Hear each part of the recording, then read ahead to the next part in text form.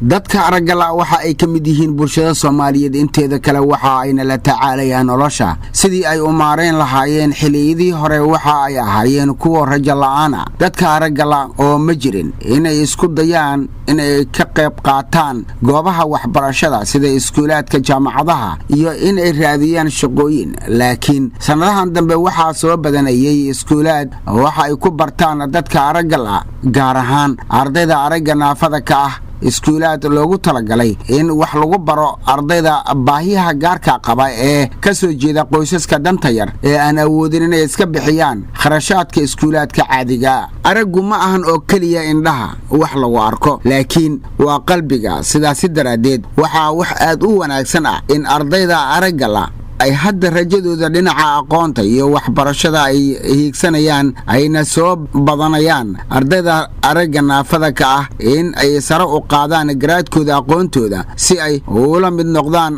dadka aragga leh dadka aragga ayaa waagii hore waxa ay kala kulmi jireen bulshada faquuq iyo ereyo aan ku fiicnayn in la dhaho sida camoole indhoole iyo in la liido laakiin bulshada Soomaaliyeed waxa ay fahmeen in qofka aragga iyo qofka indhaha aragga leh ay isku mid yihiin sababtoo ah waxaad arkaysaa qof arag qaba wax uusan qabsan karin uu qabanayo qof aan arag lahayn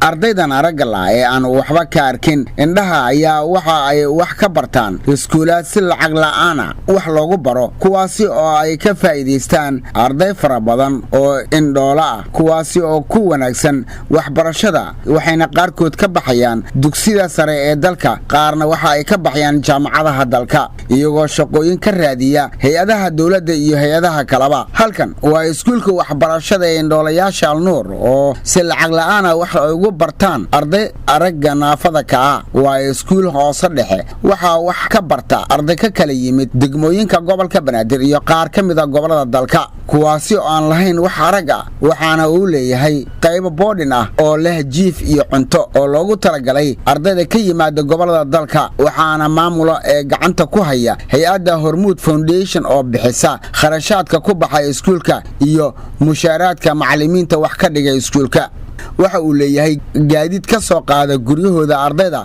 isla markaana dib ugu celiya xilliyada rawaxaada guryahooda qaar ka mid ah ardayda aragga naafada ka ah ee wax ka barta iskuulka indhoolayaasha ee Al-Nuur ayaa ka hadlay waxa ay bartaan Xamdi Axmed Maxamed dhigata dugsiga indhoolayaasha Al-Nuur Primary School waxaynu baranaa maadooyinka kala duwan ee dadka ay bartaan sida Carabiga Ingiriiska tarbiyada sayniska jugraafiga chemistry all waa baranaa waa ku qanacsanahay iskuulkeena waana ku faraxsanahay magaciiga Cabbaas Ibrahim Aamin waxaan ka mid ahay ardada argala iskuulka indhoolayaasha Al-Nuur wax ka barta maanta waxaan ahay galaaska 6aad والله galaaska 6aad ayaa maanta tahay maadooyin ayaan ku qaataa oo gaaraya 7 maado oo isku jira maadada Carabiga iyo sayniska iyo mawaadka iyo culuumta iyo Soomaaliga iyo xisaabta maamulaha shirkadda Hormuud Foundation ee gacanta ku haysa iskuulka indhoolayaasha Al-Nuur Cabdullaahi Nuur Cismaan ayaa ka warbixiyay iskuulka iyo waxa ay u qabtaan iskuulkan waxaa gacanta ku haysa shirkadda isgaarsiinta Hormuud Telecom ayada ayaa sponsortay oo kafaalo qaaday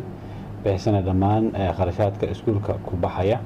hadii ahaan lahayd meesha uu degan yahay qalabka iskuulka mataqaana uu isticmaalo kuraas miisas iyo qalab kale kombiyuutar iyo wax lagu qoro intaba leh sidoo kale macallimiinta iskuulka dhigta maamulka iskuulka shaqaalaha kale ee iskuulka ka shaqeeya dhanka kale iskuulku waxa uu leeyahay qayb oo boarding ah oo ay seexdaan ardayda ka yimid gobolada iyo meelaha fogfog Axmed Xasan Warsame oo ka mid ah dadka aragga ahna mas'uul ka tirsan macallimiinta iskuulka indhoolayaasha Al-Nuur ayaa ku guubaabiyay ardayda in ay dardar geliyaan waxbarashadooda hadda waxa la helay niyo fiican oo dadkeena wax baran karaan oo dadkeena hor u socon karaan inay wax qabsan karaan sababtoo waxa ogaa iskoolkaan markaan dadka u sheegay dadka indhaha guryahooda ugu tagaynay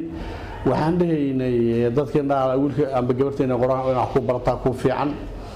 dadka qaarkood ay ku dhibsaayo oo isdhahayo iska bal hal geebal hal arkay qof indhaha maxay baran kartaa aan keenna haddana waxaa arkaysaa inay jaamacadii gaadheen